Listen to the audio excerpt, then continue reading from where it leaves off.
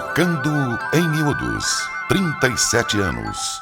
O que sempre foi bom, continua ainda melhor. No Contraponto. Está começando mais um Contraponto. Um tema, quando a demência chegar.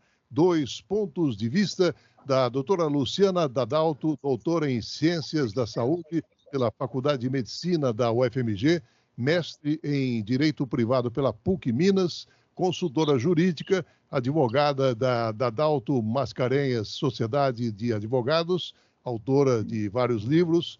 Doutora Luciana, prazer em tê-la conosco, bom dia. Prazer, bom dia. Prazer estar aqui com vocês discutindo esse tema tão candente aí. Muito obrigada pelo convite. Doutora Carla Núbia Nunes Borges, médica geriatra, clínica médica, com título de especialista pela Sociedade Brasileira de Geriatria e Gerontologia, ex-diretora científica nacional da Associação Brasileira de Alzheimer e membro da diretoria da Associação Brasileira de Neuropsiquiatria Geriátrica. Doutora Carla, prazer em tê-la conosco. Bom dia. Bom dia, um prazer também. Sempre apostos para a gente discutir um tema tão relevante, atual e necessário. Prazer. Atualmente, cerca de 57 milhões de pessoas em todo o mundo sofrem com algum tipo de demência. Existem pesquisas que estipulam que este número possa triplicar até 2050 em decorrência do avanço do envelhecimento populacional.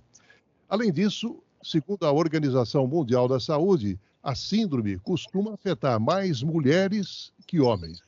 Em seus estágios iniciais, a demência pode ser difícil de separar de outras condições. E pesquisas de opinião mostram que a maioria das pessoas associa a perda de memória como um efeito da demência, enquanto que uma outra parcela afirma saber que a demência faz com que as pessoas percam sua independência. Mas, seguramente, a maioria pode responder não ter ideia de como a condição afeta as pessoas. É por isso que a gente está trazendo este assunto para discutir no contraponto de hoje. Gostaria de ouvi-la, doutora Luciana. Eu acho que o que a gente tem que ter em mente é que a epidemiologia está mudando mesmo, né? As pessoas estão ficando cada vez mais... a gente está envelhecendo cada vez mais e uma das consequências desse envelhecimento da população é que as demências têm aumentado. Acho que o grande desafio, Márcio, é a gente pensar em qualidade de vida, né, para essas pessoas e pensar em planejamento de cuidados para essas pessoas, porque a demência, ou as demências, ainda que elas se diferenciem, a gente tem uma trajetória, né, que a gente conhece. Então, a gente precisa começar a discutir temas que são pouco falados, né, na nossa sociedade, que dizem respeito aí ao fim de vida de pessoas com demência. Contraponto, doutora Carla. O envelhecimento populacional já é uma realidade, né? Então, nós tivemos aí uma grande transição demográfica e epidemiológica das doenças também, das causas de adoecimento.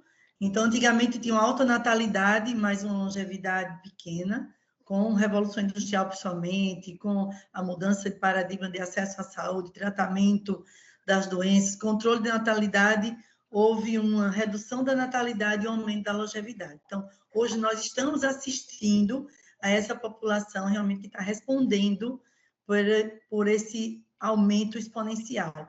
Existem mais pessoas completando 85 anos do que crianças de 0 a 14 anos proporcionalmente. Isso tem um preço, né? Pessoas idosas, um grupo de população economicamente menos ativa, não vamos dizer totalmente inativa, mas bem menos ativa, e que ela consome mais todas as áreas do serviço e na saúde tem um impacto muito grande. Daí vem os hábitos de vida, o próprio envelhecimento, com as doenças crônico-degenerativas, e dentre as doenças crônico-degenerativas cerebrais, as demências realmente respondem por um grande número. Então, precisamos entender, precisamos perceber precocemente, diagnosticar precocemente para ter uma qualidade de vida melhor, né? Uma trajetória, uma jornada da doença com mais qualidade, com mais reabilitação, e essa família. Acho que o grande desafio, Márcio, é a gente pensar em qualidade de vida, né, para essas pessoas e pensar em planejamento de cuidados para essas pessoas, porque a demência, ou as demências, ainda que elas se diferenciem, a gente tem uma trajetória, né, que a gente conhece. Então, a gente precisa começar a discutir temas que são pouco falados, né, na nossa sociedade, que dizem respeito aí ao fim de vida de pessoas com demência. Mais conectados, esses cuidadores mais com a interligação. Então, é importante entender o que aconteceu no mundo para a gente entender por que nossa postura enquanto sociedade, enquanto pessoa civil, enquanto família, devemos ter esse olhar especial para as pessoas idosas e, primordialmente, aqui o nosso tema de estudo, as pessoas com demência. Quando os portadores de demência começam a adoecer, é comum que os familiares passem a acompanhar esses indivíduos, já que a necessidade de ajuda para a realização aí de atividades comuns passa a fazer parte dessa rotina da maioria das pessoas. E os parentes de uma pessoa com demência podem experimentar seus papéis como um fardo, exatamente por causa da maior responsabilidade de manter a vida cotidiana da família. E existem casos em que os filhos não querem cuidar dos pais. Nesse caso, doutora Luciana, o que pode ser feito? Existe uma responsabilidade, né? Assim, os filhos têm um dever jurídico de cuidar dos pais. Na verdade, os familiares têm um dever jurídico de cuidar das pessoas que estão com demência, mas, na verdade, antes disso, a gente está falando de um dever de cuidado da pessoa idosa. Mas a gente precisa entender, Márcio, e é algo que nós compreendemos ou pensamos pouco, que esse não é só um dever dos filhos, é um dever de toda a sociedade. É um dever do Estado, da sociedade e da família.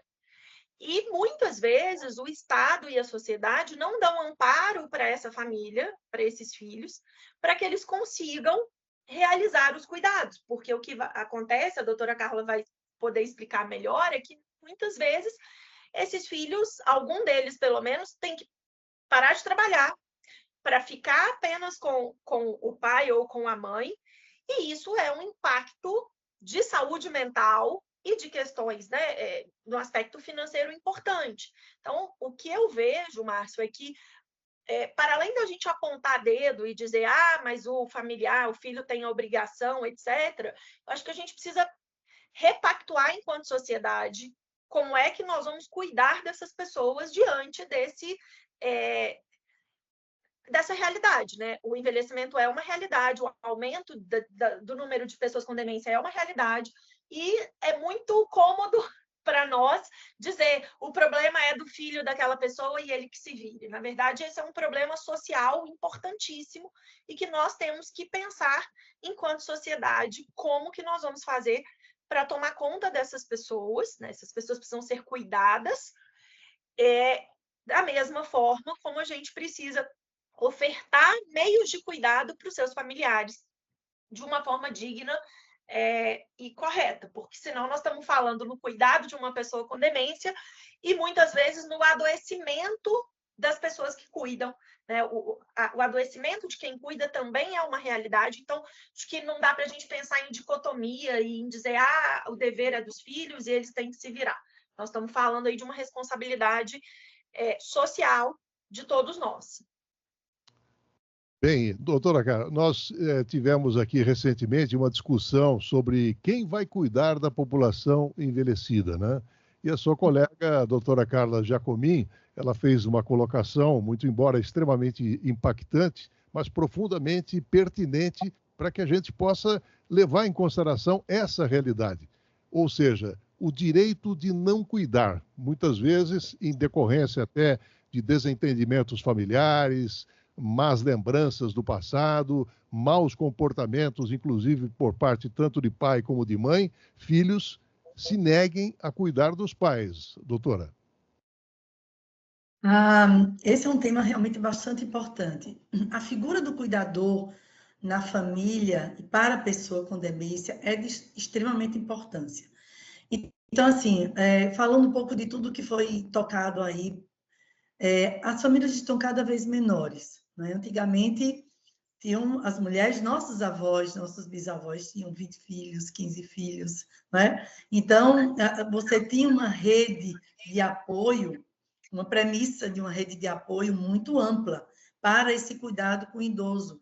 E existia uma cultura diferenciada, as pessoas moravam perto, morava todo mundo junto, então existia essa questão muito próxima da família, de seus familiares. A gente ainda assiste muito isso. E é muito claro como é diferente quando a gente assiste o cuidado de pessoas hoje com seus 50, 60 anos para com seus pais, nonagenários, centenários. A gente vê essa população em transição, os 50 anos que cuidam dos filhos e cuidam dos pais ainda, e como será e já está sendo o comportamento dessa nova geração. Então, quem vai cuidar dessa pessoa que envelhece? Cada vez mais famílias menores, famílias 1, 2 filhos, todo mundo trabalha, todo mundo estuda. Quem vai ficar com aquele avô que volta para casa, com aquela tia, com aquela pessoa, né? Então, assim, um dos pilares da saúde é rede social. Quando a gente fala isso, não é só a rede social enquanto você está bem, a ponto de você participar de um grupo de dança, de ir para uma academia, de participar de um grupo de jogo da igreja, não. Mas uma rede social de apoio, uma rede social familiar. E essa rede social vai ser tão mais positiva quanto for o seu comportamento. Então, isso que a querida e grande Carla Giacomin falou, tem pessoas que se negam a cuidar, pessoas que não se acham na condição psicológica também de cuidar, porque às vezes aquela pessoa causou tanto sofrimento à mãe dele, por exemplo, né? Foi tão torturador em vários sentidos, podador de sonhos, de estudos, que quando chega nesse momento você tem que desprender toda a sua vida, todo o seu cuidado, todo o seu amor, porque cuidar é um ato de amor. Então, nesse momento, a gente já está vendo pessoas que se colocam, né, que se posicionam sem condições para oferecer aquele cuidado. E daí esse cuidado precisa ser ampliado para outras pessoas da família, né, outras pessoas da comunidade que podem se organizar, e daí vêm as necessidades cada vez maiores de pessoas serem convidadas, levadas a residir em LPI, Instituição de Longa Permanência para Idoso, que nós precisamos quebrar os estigmas, né? Precisamos quebrar os preconceitos que existem em relação a isso, que hoje em dia você tem ambientes muito saudáveis, comunitários, higienizados, com boa alimentação, para oferecer exatamente esse cuidado dessas pessoas que, porventura, não tenham rede social, tenham ficado sozinhos, não tenham condições de ser cuidado dentro da família. E aí, não é, Luciana? Toda essa sociedade precisa se reorganizar, né? As políticas públicas, a política nacional do cuidado aí está posta frente a isso, dando apoio às pessoas que cuidam. Então, assim, isso é uma responsabilidade nossa, de cuidar da nossa rede social, da nossa família, e a família estar preparada para receber esses idosos dentro de casa. Todos devem participar dessa rede de cuidado e não deixar a cargo de uma só pessoa, porque gera depressão, gera adoecimento e morte prematura em pessoas cuidadoras de idosos, principalmente com demência. Doutora Luciana, na sua fala, você falou em repactuar sobre como iremos cuidar, né? E eu pergunto, a partir de quando que nós vamos priorizar esse assunto exatamente para que ele entre na pauta? E a pergunta, será que temos que reforçar o nosso ordenamento jurídico? Márcio, eu acho que, e aí como advogada, eu sou uma advogada, uma jurista que é contra essa história de achar que a gente precisa fazer um monte de lei. Eu acho que a gente tem muita lei. Né? A gente tem o Estatuto da Pessoa Idosa, que tem uma abrangência importantíssima, a gente tem a Constituição Federal, a gente precisa de política pública, que é no âmbito do Executivo, não é no âmbito do Legislativo, e política pública a gente faz com um Executivo, seja ele municipal, estadual ou federal, que vislumbre a necessidade de atuar dessa forma na sociedade. Eu acho que a gente tem Sociedade Brasileira de Geriatria e Gerontologia, a Abras, a gente tem inúmeros atores importantíssimos no Brasil que lutam por essa repactuação. Não acho que a gente está parado, eu não acho que a gente está na estaca zero, a gente, né, tem havido um movimento nesse sentido. O problema é que esse movimento tem sido não por vontade desses atores, mas por um entrave político, digamos assim, ele tem sido mais vagaroso do que as mudanças sociais. Então, eu acho que a nossa grande questão tem a ver com uma estrutura organizacional do nosso Estado, né? De como que a gente faz para isso ser mais rápido, de acordo com o que a sociedade está precisando. E aí, eu acho que o ponto é a gente entender que, ok, tem muita coisa que não depende da gente. Então, o que não depende da gente, a gente está se organizando. Mas e o que depende? Sabe, cadê? E eu acho que a gente precisa cada vez mais trazer os atores do Poder Judiciário, o Ministério Público, né? A gente precisa pensar no Ministério Público como um ator importante em termos de resguardo e proteção do direito das pessoas idosas. A gente precisa trazer os profissionais de saúde para que eles entendam que eles também são atores nesse processo de proteção da pessoa idosa. Então, nós estamos falando de uma questão multifatorial, Márcio, que eu acho que a gente já começou. Talvez estejamos mais lentos do que fosse necessário, mas eu não consigo ver, né? Assim, não acho que a gente está ainda num momento de pensar apenas sobre isso. A grande questão é que tudo que não depende da gente individualmente, né, que depende de coletividades, demora um pouco mais. E eu acho que é nisso que a gente tá. E nesse aspecto, eu vejo os ativistas, sejam pessoas físicas, sejam organizações, como extremamente necessários para ajudar a que esse ritmo seja mais rápido do que o ritmo normal, digamos assim, das mudanças sociais. Bem, doutora Carla, a demência ela pode ter um enorme impacto aí no membro da família afetada, embora quase todo mundo saiba que a demência pode resultar em perda de memória, existem outras mudanças mais sutis que podem ocorrer como resultado de doenças que acabam causando a demência, como a doença de Alzheimer e a doença de Parkinson.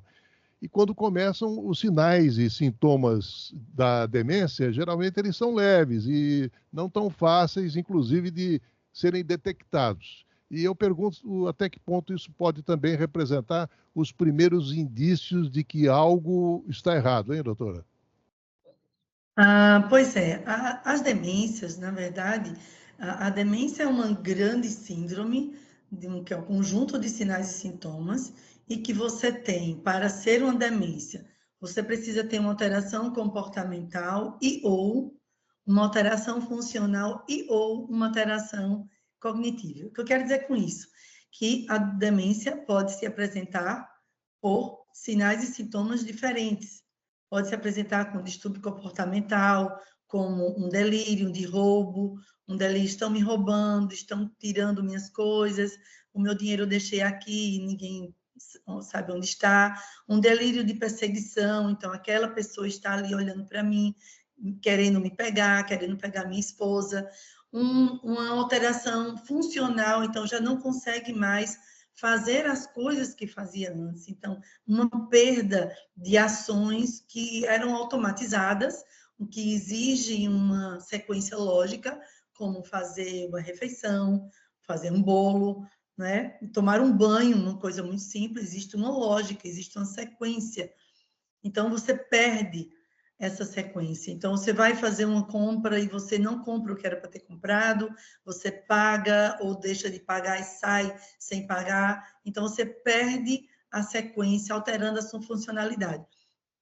Ou na própria memória, né? Principalmente a memória de retenção, a memória rápida. Então, qualquer uma dessas manifestações é preciso ter essa sensibilidade de perceber que isso pode ser o início de uma demência. O que se vê ainda é que se protela muito a percepção dos sinais. Então, ele está mais lento porque foi o vizinho que foi embora. Ou então ele está esquecido porque, sempre justificando o porquê, às vezes um fato na família, um adoecimento, e justificando aqueles sinais que se mostram alterados na dinâmica da funcionalidade daquela pessoa. E já chegam aos consultórios, infelizmente, já em fases moderadas. Então, existe uma grande pesquisa mundial que mostra que a cada 3 segundos se dá diagnóstico de Alzheimer no mundo, né? E também que 1 em cada 3 pessoas acha que o envelhecimento é uma coisa normal, é uma coisa esperada, inclusive entre os profissionais. Então, veja que nós temos uma grande responsabilidade, todos nós, enquanto familiares, enquanto profissionais, enquanto sociedade, de entender melhor a questão das demências, de perceber sinais e sintomas cada vez mais precoces que possam levar essa pessoa acometida a um profissional, e daí vai ser aplicado um protocolo, um exame, triagem, testes, exames, para realmente diagnosticar que tipo de demência é, que existem as demências tratáveis e as não tratáveis, ou degenerativas e não degenerativas, e daí fazer um bom tratamento e acompanhamento. Quanto mais precoce o diagnóstico, melhor será o acompanhamento, melhor a qualidade de vida da pessoa e de quem cuida. Então, você gera muito desfecho positivo nessa jornada, né? Inclusive nos cuidadores, quando falamos há pouco tempo. Doutora Luciana, na sua fala você citou a estrutura organizacional do nosso Estado, né? Me lembrei aqui, e quando o ex-deputado Ulisses Guimarães esteve aqui no programa, né? Talvez tenha sido uma das últimas entrevistas dele, inclusive, ele teve a oportunidade de frisar, e eu nunca me esqueci exatamente dessa colocação dele, que o cidadão não mora nem na União e nem no Estado, ele mora no município. E aí eu pergunto, de que forma essa estrutura organizacional ela poderia exatamente começar de baixo para cima? Eu acho que o que a gente tem que pensar, Márcio, é que nós estamos falando de uma responsabilidade de todos os 3 entes da federação, né? Nós não estamos falando de algo que é exclusivo da União, nem do Estado, nem do município. Nós estamos falando da necessidade de que esses entes conversem, né? E entre eles, e eu acho, falando agora especificamente sobre o município, que a gente precisa conversar sobre melhoria das instituições de longa permanência públicas, que eu acho que esse é um dos grandes gargalos, né? O que a gente vê na prática são familiares com pouca condição financeira de cuidar, mas também de arcar com o custo de uma instituição de longa permanência para os seus idosos. E a gente tem um problema real, né, de acesso ou de disponibilização de leitos em LPIs. Então, acho que, a meu ver, o que a gente tem que pensar em termos municipais é nesse olhar, né, um olhar de que os municípios precisam se organizar melhor para pensar nesse cuidado com as pessoas idosas, e isso também, obviamente, vai valer no que diz respeito ao acesso aí aos serviços de geriatria e gerontologia no Sistema Único de Saúde. Doutora Carla, eu queria retomar um pouquinho a questão do diagnóstico que a senhora já discorreu, né? Porque se por um lado alguns sintomas podem ser os primeiros sinais de demência, por outro lado também ter outras causas, né? O mau humor ou efeitos colaterais até de medicamentos, né? Aí eu pergunto se tudo isso poderia conspirar a favor de um diagnóstico pouco confiável, doutora. Veja, esse arsenal de manifestações clínicas, sinais e sintomas que podem ser diferentes nas pessoas, faz com que o profissional que vai atender uma pessoa com déficit de memória ou déficit de comportamento faça uma boa avaliação, que começa pela história clínica. Então, todo esquecimento, toda alteração de comportamento, você precisa entender como começou, de que forma começou, né? Qual foi o gatilho que aconteceu, qual foi o contexto que isso vem acontecendo, e aí você vai montando essa história clínica. Então, às vezes as pessoas chegam dizendo, não, mamãe está esquecida há 2 dias. Isso é um raciocínio. Não, minha mãe está esquecida há 2 anos, então ela está bem, ainda faz as coisas, mas de vez em quando ela esquece o nome do filho, de vez em quando ela se perde na rua, é outro raciocínio. Então, quando você tem uma pessoa que é trazida para uma investigação de um déficit cognitivo ou comportamental, faz-se necessário e imperioso uma boa história clínica com todas as características da história clínica geriátrica, ou por um neurologista ou por um psiquiatra, que são os 3 profissionais da área de saúde que mais lidam com as demências. Então, daí nós vamos estabelecer um bom exame físico. No exame físico também nós podemos detectar várias doenças que podem ter uma interferência na memória, né? Se faz os testes de triagem em consultório para exatamente fazer uma métrica dessa perda dessa memória, da cognição, do comportamento. Se faz exames de sangue exatamente para isso, Márcio, diferenciar, às vezes é um hipotiroidismo, um déficit grave de vitaminas, uma anemia severa. Outro dia, uma paciente está com Alzheimer há 1 semana, ela estava com a hemoglobina baixíssima, ela estava sangrando, consequentemente estava lenta, esquecendo, disfuncional, deitada o tempo todo. A família já chegou com o diagnóstico de Alzheimer e não tem nada disso.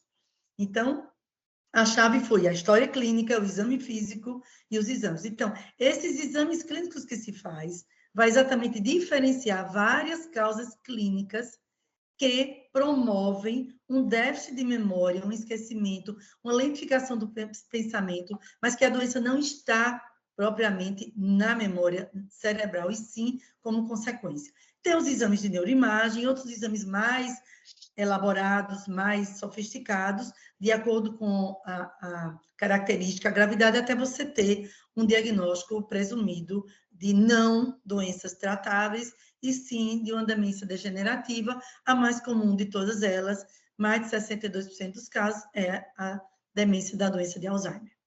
Então, existe esse caminho a ser percorrido para você ter uma assertividade melhor possível do seu diagnóstico. Isso é muito importante. Perfeito. Doutora Luciana, a senhora falou exatamente das ILPIs, né, as instituições de longa permanência, e existem essas instituições privadas no Brasil e que não são de fato privadas, né? E quantas trabalham forçadamente como empresas privadas, mas que de fato trabalham como casa de assistência social, doutora? Qual a sua visão exatamente dessas instituições hoje no país e que, num passado não tão distante, eram consideradas como depósitos, né? Asilos? Eu acho que isso tem mudado, né? Tem mudado bastante, inclusive. Isso é uma luta, né, de todo mundo que trabalha com o envelhecimento e com as pessoas idosas para a gente diminuir, inclusive, o preconceito social, porque a gente tem instituições muito corretas, muito sérias. O grande problema é que essas instituições, em geral, são muito caras, e isso faz com que a gente tenha uma elitização desse cuidado, né? Uma elitização desse acesso.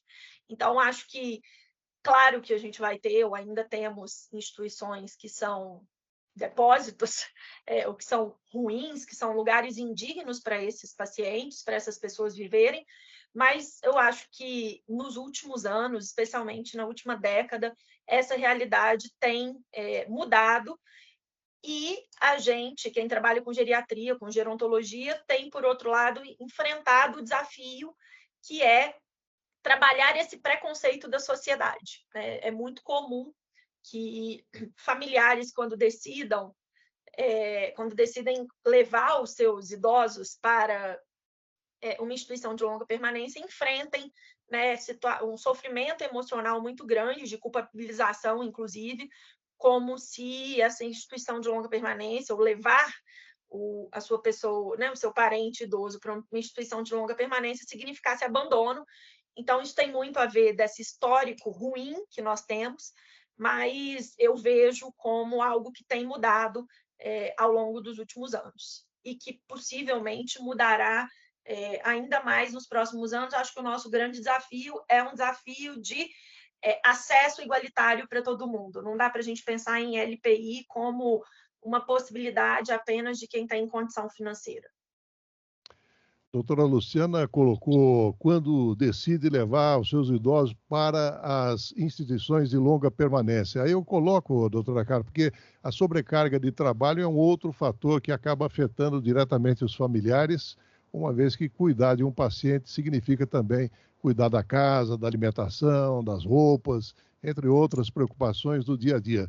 Agora, o que isso pode implicar no acúmulo de estresse e que pode levar, inclusive, a sinais como depressão, insônia e até transtornos mentais, doutora? A chegada de uma pessoa trazida pela família em LPI é um momento muito difícil, né? É difícil para todo mundo, é difícil para quem decide levar essa pessoa, né? Então, eles chegam com muitas culpas, com muitas dores, com muita angústia, né? Nesse momento dessa decisão. Mas essa decisão tem sido cada vez mais assim abrandada, porque precisamos mudar, porque a sociedade mudou, o mundo mudou. E essa questão das famílias pequenas, nucleares, casas pequenas, né? Apartamentos pequenos, então não cabe, às vezes, mais uma pessoa com exigência de tantos cuidados. Então, muitas vezes, há necessidade dessa decisão de levar uma pessoa até ILPI. E isso é uma decisão, muitas vezes, muito assertiva, muito bem, se bem conduzida, se bem acolhida, entendendo o porquê, se está todo mundo bem naquela decisão. E outra coisa, as ILPIs hoje em dia, elas são porta aberta, então a família tem livre acesso, pode pegar o idoso, passar o final de semana, passar férias, então existe essa liberdade. E quem fica com esse idoso, realmente, como você falou, sozinho, principalmente, gera uma sobrecarga muito grande de depressão, de ansiedade, de distúrbios comportamentais. Então, e aí a gente volta para aquela primeira conversa dessa questão da rede social. Então, às vezes, fica a cargo daquela filha solteira que não casou, que ficou em casa, né? Daquele filho que se separou e voltou para casa, daquele neto que está morando na casa dos avós, e o restante se esquiva um pouco, fica distante, ou só ajuda em determinados, ou não aguenta ver mamãe, ou papai, ou avô daquele jeito. Bem, uma das características da geriatria, a gente vai além da medicação, né? Então, a gente precisa conversar com essa família, entender que não podemos deixar a cargo esse estresse, essa carga, porque é uma carga emocional, física, né? É um tempo integral de dedicação. Então, é preciso todo mundo fazer parte desse contexto, as pessoas virem para o idoso, não é rodar o idoso na casa de João, de Pedro, de Maria, isso é péssimo para o idoso que tem demência. Ele faz delírio, ele faz distúrbio comportamental, é outro cheiro, é outra comida, é outro ambiente. As pessoas que têm que se organizar e ficar um pouco, trocar os finais de semana, durante a semana, e dar esse aporte. Quanta coisa positiva tem nisso? Primeiro, o idoso perceber a presença dos seus familiares, porque eles sentem falta de quem não vai.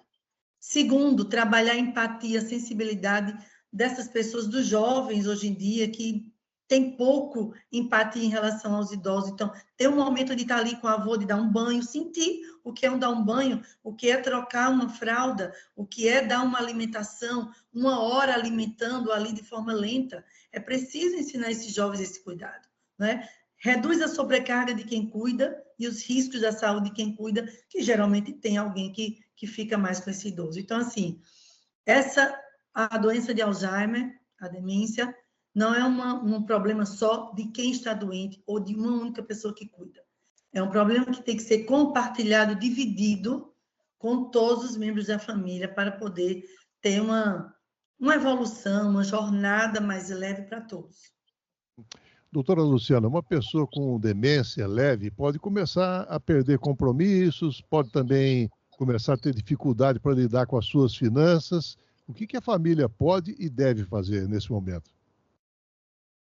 Na verdade, a gente vai ter que analisar a situação concreta, né? Uma pessoa com demência em fase inicial ainda pode ter capacidade decisória, e nesse momento, então, a gente vai estar falando não da família fazendo algo, mas a própria pessoa aí com auxílio, né, de um geriatra que vai prestar as informações necessárias, procurar um advogado especializado, pensar numa tomada de decisão apoiada, que é um instrumento jurídico para que uma pessoa que precisa de algum auxílio para tomada de decisão receba esse auxílio, e numa situação, né, já projetando um futuro, pensar no que a gente chama de autocuratela, né, que é a escolha de quem será o curador dessa pessoa no futuro quando ela perder a capacidade decisória. Pensando do ponto de vista patrimonial, digamos, esse é o caminho.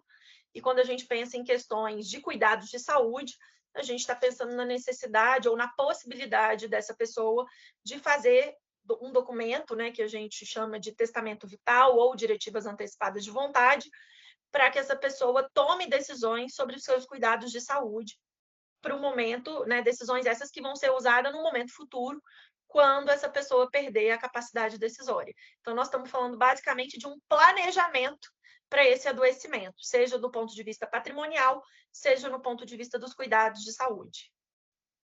Em alguns casos, doutora Carla, em que a demência apresenta aí um maior avanço, né, o familiar ele vai ter que escolher, então, uma instituição especializada para oferecer maior qualidade de vida ao paciente. E, nesse momento, muitos cuidadores passam, inclusive, a procurar o cuidado psicológico, buscando tentar entender a institucionalização do idoso como um ato de cuidado e não de abandono, né? Qual a extensão dessa realidade, doutora?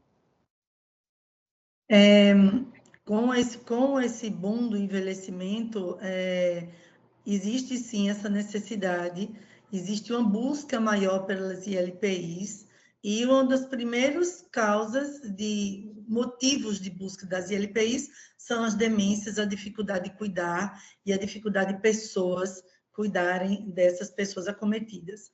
Então, com vocês, o impacto disso é que é preciso ser falado sobre isso quando a família traz essa angústia ao consultório, né? Ou a psicóloga, ou a assistente social. Então, essa pessoa ser acolhida, entender o motivo, não é? Porque se tudo é bem contextualizado, se tudo é bem combinado entre as partes, esse momento fica mais leve, entende? Porque a dinâmica familiar nem sempre vai permitir que você possa fazer exatamente o que você quer, né? De ter esse idoso na sua casa. O idoso precisa de uma pessoa com cuidados o tempo integral. Às vezes, para as famílias, fica muito oneroso manter um cuidado, não ter um cuidador informal, que são os parentes, pai, mãe, filho, genro, nora, neto, ou o cuidador formal, que é o cuidador contratado. Então, às vezes, eles não têm condições de arcar com todo o custo de ter pessoas contratadas, no mínimo 3 aí, né? A semana e o final de semana. E os custos que hoje regem todas as leis trabalhistas também. E aí, quando eles vão se organizar, eles precisam de LPI. Eles começam essa busca, eles procuram muito a psicologia assistente social, quais são as ILPIs possíveis, os custos, onde fica, a liberdade de entrar. Então, isso é um processo, sabe? É um processo que eles vão visitar, conhecer o ambiente. Então, quanto mais discutido esse assunto, quanto mais desmistificado a questão do não abandono, e sim da melhora da qualidade de vida, dentro daquele contexto, isso vai ser mais leve. E quando a gente trabalha em LPI, eu lembro que quando eu comecei a trabalhar em LPI, não nos cabe julgar nada, por que chegou até ali, quem levou até a LPI. Então, muitas vezes ele vivia sozinho, né, cheio de riscos, e ele está num ambiente controlado, um ambiente com pessoas voltadas para ele, com alimentação regular. Enfim, são os contrapontos da vida, os pontos positivos e negativos, mas tudo muito bem contextualizado, essa angústia, esse medo, esses mitos que pairam levar uma pessoa até a LPI, vão ficando mais leves e aí a vida vai seguir com bem mais tranquilidade. Não é um momento fácil, mas é um momento que deve ser bem discutido. Doutora Luciana, a senhora falou da curatela, né? E eu gostaria que a senhora explicasse quais são os limites que deverão ser respeitados. A curatela, a gente teve uma alteração legislativa importante em 2015, então não é tão nova assim, mas que diz que a curatela se refere apenas a atos de natureza patrimonial. Então, o curador tem a função de gerenciar os negócios do curatelado. O curatelado continua, a priori, tendo direitos existenciais a decidir sobre as suas questões de saúde, sobre casamento, sobre filiação, enfim, sobre inúmeras questões, e esses limites vão ser definidos pelo juiz a partir do laudo médico, do relatório médico que for apresentado. Então, o mais importante na curatela, né, o documento mais importante é o relatório médico que vai ser apresentado por essa família. Por isso, nós, advogados, somos frequentemente taxados de chatos entre os geriatras, porque a gente é muito cauteloso, né, com essas informações que vão vir nesse relatório, porque essas informações são levadas em consideração, na verdade, elas são quase usadas pelo judiciário como determinantes nesses limites da curatela. Doutora Carla, algumas pessoas podem ser mais propensas a desenvolver demência do que outras, né? Como aquelas que tiveram derrame ou ainda que têm diabetes, pressão alta, colesterol alto, depressão.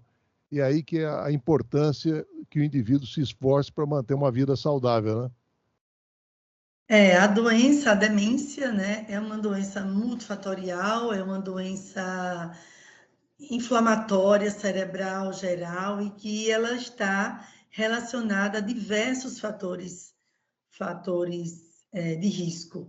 Então, já tem vários estudos bem esclarecidos em relação a isso, e a saber, déficit auditivo é um grande fator de risco para o desenvolvimento de demência, a escolaridade, então, as redes neurais pouco trabalhadas ao longo da vida, tudo tem uma explicação fisiopatológica. Aí as doenças que nós já conhecemos bem, hipertensão, diabetes, né? Distúrbios dos lípides, colesterol alto, triglicerídeo, trauma craniano, poluição do ar, sedentarismo, tabagismo, alcoolismo. Então, são hábitos deletérios ao longo da vida. Então, se constrói uma demência ao longo dos anos. Então, esses hábitos, somados a essas doenças, principalmente essas doenças descontroladas ou maltratadas, são fatores de risco para as demências, tanto para as demências vasculares, secundários da AVC, acidente vascular cerebral ou isquêmico hemorrágico, tanto com doenças microcirculação, pelos mesmos motivos, mas ele atinge vasos pequenos, e também na demência de Alzheimer. Então, todos esses fatores você trabalha aí ao longo da sua vida. Quando a gente diz demência da doença de Alzheimer, é porque a doença, fisiopatologicamente falando, ela começou 10, 20 anos antes, e a gente nada sente, não tem nenhum sinal nem sintoma. Então, por isso que é tão importante todos esses fatores de risco serem bem cuidados numa fase mais precoce da vida. Então, isso que parece piegas, parece um bordão repetitivo dos médicos, não. Cada vez mais está comprovada a veracidade da sua inter-relação com o desenvolvimento de demências. Então, controle de hipertensão. Hipertensão é a doença mais comum do mundo. Hipertensão é a doença mais barata de se diagnosticar. E metade das pessoas que têm hipertensão sabe que tem hipertensão. Dessa metade, metade são tratadas. Dessa metade tratada, só metade estão na meta. Então, veja que coisa, nós temos uma doença, talvez uma das mais prevalentes, em termos de fator de risco para as demências, de fácil acesso e de tão baixo tratamento. Então, vale a pena, sim, cuidar da saúde desde muito cedo, né? Sair de todos esses fatores de riscos deletérios, manter a escolaridade, manter uma rede social, manter um bom humor, manter uma fé, né? Você, seja que caminho você decidir, manter uma rede cultural muito grande, a alegria de viver, trabalhar o perdão, trabalhar a resiliência, trabalhar a atividade física. Então, nada é monofatorial na demência. Então, é uma complexidade que tudo tem que ser cuidado em conjunto para você reduzir o risco de você ter demência no futuro. Doutora Luciana, a senhora é autora do livro Testamento Vital. Eu queria que a senhora detalhasse mais a respeito e qual o respaldo jurídico que existe hoje no nosso arcabouço. O Testamento Vital é um documento que pode ser feito por qualquer pessoa com mais de 18 anos, no qual a pessoa vai escrever, vai decidir sobre como ela quer ser cuidada em termos de saúde, quando e se, no momento futuro, ela estiver gravemente doente e impossibilitada de manifestar vontade. A gente tem hoje uma resolução do Conselho Federal de Medicina que respalda os médicos para o cumprimento dessas vontades. Essa resolução diz, inclusive, que a vontade do paciente prevalece sobre a vontade dos familiares, e essa resolução chegou ao Judiciário, e o Poder Judiciário validou essa resolução, dizendo que ela é constitucionalmente adequada, né? O que ela corresponde, está adequada ao sistema jurídico brasileiro. Então, apesar da gente não ter nenhuma lei específica sobre o tema, a gente já tem jurisprudência referendando a validade desses documentos. Doutora Carla, considerando essas fases do Alzheimer, né, que muitos dizem que a primeira fase poderia até durar de 2 a 4 anos, eu pergunto, qual a importância que os sintomas possam ser muito bem observados e investigados na tentativa exatamente de se estabelecer o diagnóstico mais precoce possível, doutora? Ao menor sinal de alterações de memória, então, esquecimentos das coisas do dia a dia, né? Tomou café, pede novamente o café. Esqueceu que ontem foi para o aniversário da neta, esqueceu onde colocou a chave, esqueceu de pagar alguma coisa, se perdeu na rua, repetição, né, de fatos, de recados do dia a dia. Esses são sinais precoces. Às vezes um delírio, uma apatia sem razão de ser, fica muito quieto. Então, é muito perigoso estar justificando essas alterações, tanto de memória como de comportamento no idoso, principalmente se, de fato, você não viu nenhum nexo causal. Então, às vezes isso pode acontecer, um luto, né? Uma separação, uma perda muito grave, um adoecimento grave, então internou, foi para a UTI, volta para casa, realmente houve uma neuroinflamação e existe uma pior performance cognitiva. Então, ali não é momento de você diagnosticar uma demência, mas é momento de você ver que aquele cérebro reagiu negativamente toda aquela injúria corporal.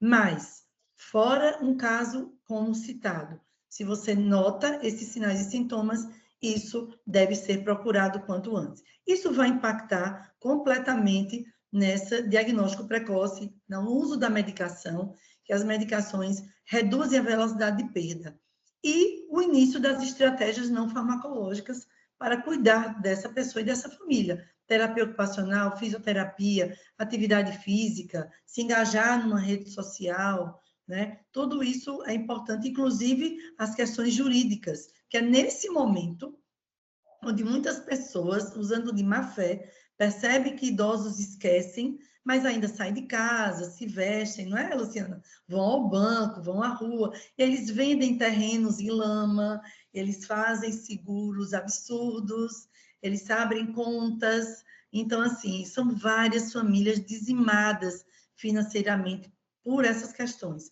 Má conduta de profissionais frente a idosos, e aí adquirem facilmente assinaturas e conseguem fazer negociações. E as outras fases têm características também muito próprias, tá? A fase moderada, e tudo isso piora, e tem muito distúrbio comportamental, né? De agressividade, agitação, delírio, bater, xingar, né? Não são todos, as pessoas demenciam de forma diferente.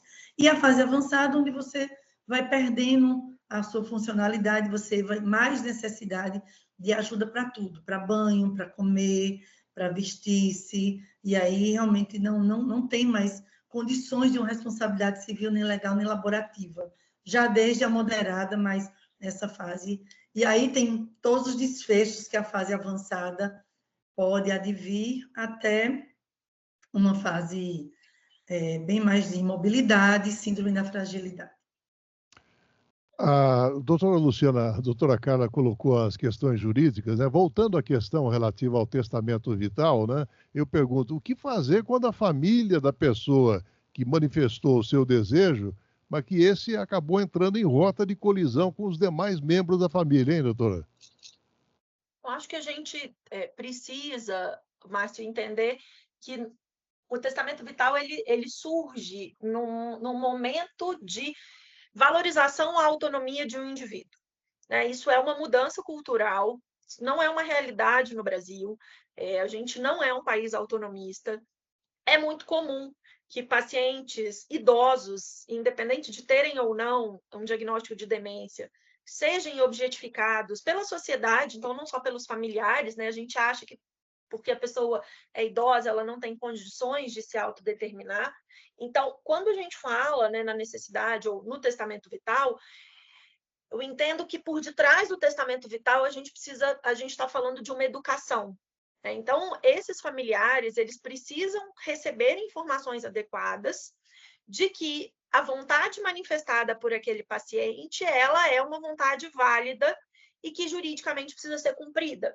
Então, isso, infelizmente, né, fica a cargo dos profissionais de saúde, muitas vezes em um momento de muito conflito.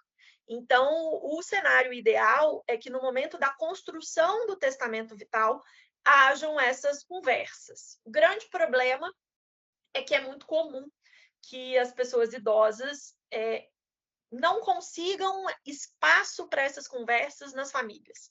Que as famílias, quando começam essas conversas, digam, imagina, por que você está falando isso? Você está querendo desistir da vida, você tem que... Então, a gente precisa conseguir entender, enquanto sociedade, enquanto familiar, que a busca pela autonomia, a busca pela autodeterminação é um valor que tem se mostrado cada vez mais caro para o brasileiro, especialmente para a pessoa idosa brasileira. Então, acho que é um desafio enorme, mas é um desafio de conscientização, acima de tudo.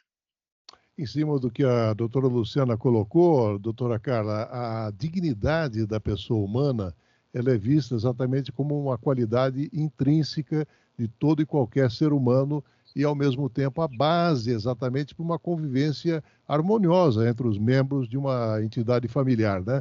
Eu gostaria de ouvi-la sobre a quebra dessa harmonia a partir do momento da doença, onde afloram os fatores de cobiça financeira e patrimonial. Isso é muito sério, e isso traz essa separação dessa família. Se essa questão financeira não foi bem conduzida ao longo do tempo, bem estabelecida, quando chega um momento em que o idoso não mais consegue responder por si, os filhos, se tem uma desunião, se tem um patrimônio que não foi bem estabelecido, isso é bem comum de gerar dissabores. Inclusive em coisas mais simples, não estou nem falando de ter grandes patrimônios, terrenos, casas, que isso são problemas realmente muito sérios. Eu estou falando de coisas até mais simples, às vezes uma casa só que a idosa mora e tem filhos brigando, querendo que tire a idosa dali necessariamente do seu ambiente e que tire daquele canto, aquela quarto dela, daquela casa, coloque já um EPI para vender, porque estou precisando do dinheiro. Então, assim, existe uma falta da dignidade daquela pessoa. Então, aquele idoso está vivo, aquele idoso sente o seu ambiente, ele conhece o seu ambiente, a sua casa, né? E filhos querendo realmente tirar a força dessa dignidade. Então, não ouvir o idoso, às vezes ele ainda entende, ele sabe responder, ele sabe se posicionar. E ele é podado disso muito tempo atrás. Não, mamãe não sabe falar, não. Mamãe não entende, não. Mamãe não sabe responder, não. Enquanto cognitivamente ela ainda está muito bem.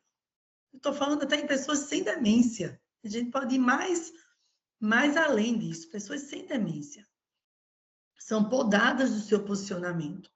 Então, assim, isso é um problema que, se não for bem falado, bem construído nessa família, ao final de uma demência, ou ao diagnóstico de uma demência, em que o idoso não tem mais sua responsabilidade, condição de julgamento crítico, né, uma responsabilidade civil e legal, e ficar à mercê dos filhos que já estão brigados, é muito difícil, são problemas de justiça que levam anos, né? Então, assim, quando a gente fala em que o pilar social é um pilar da saúde, leia-se tudo isso.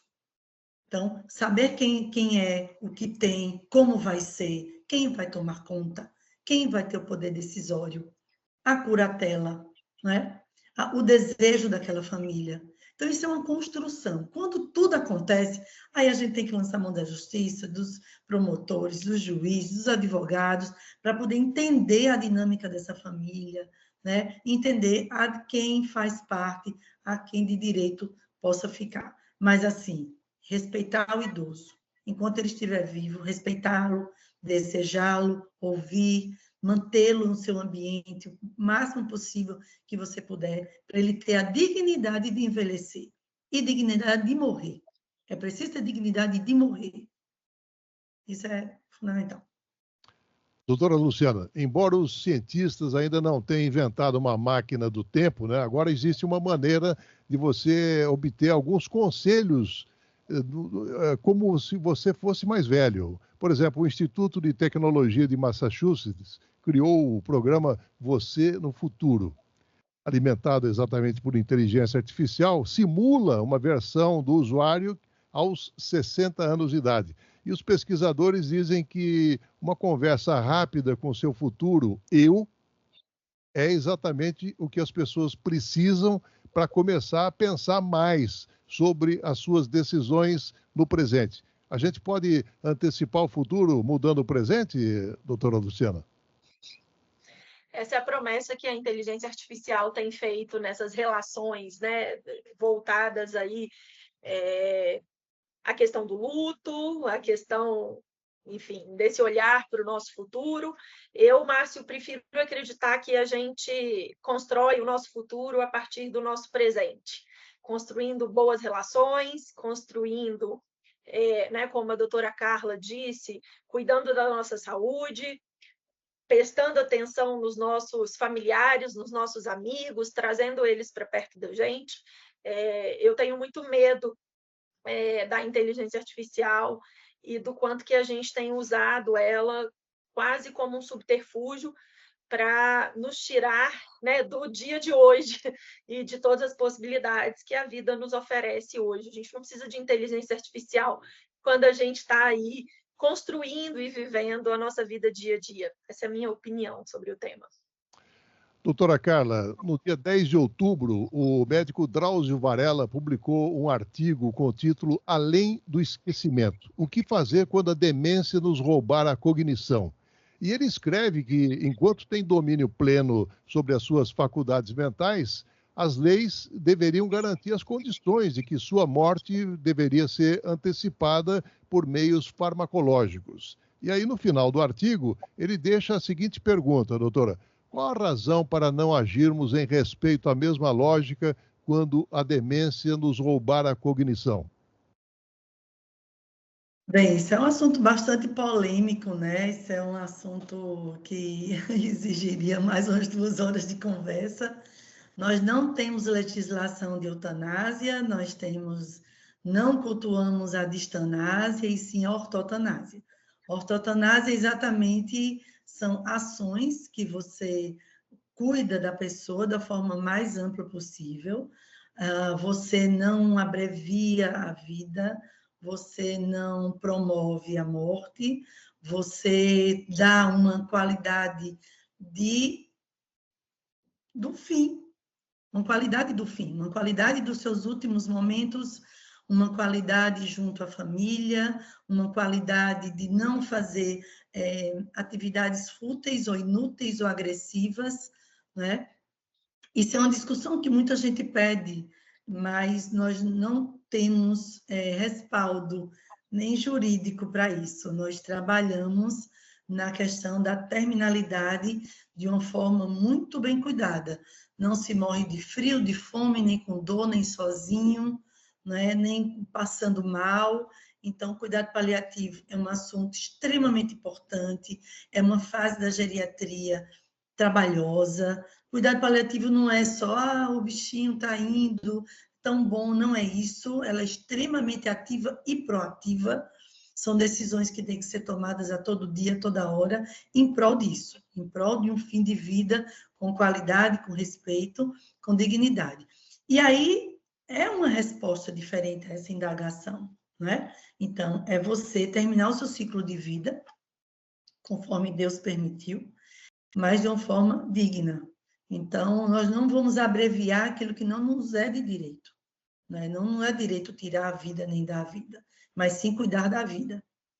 É isso que eu... Seu contraponto final, doutora Luciana?